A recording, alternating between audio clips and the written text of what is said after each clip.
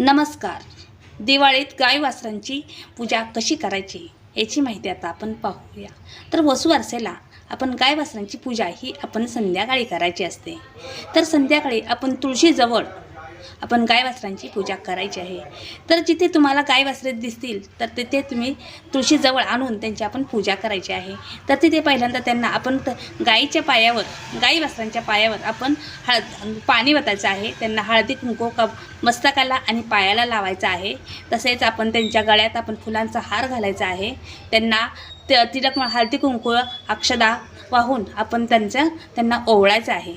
अशा पद्धतीने आपण त्यांची पूजा करायची आहे. त्यांना गोडाधोडाचा नैवेद्य म्हणून आपण पुरणपोळीचा नैवेद्य आपण त्या दिवशी करायचा आहे.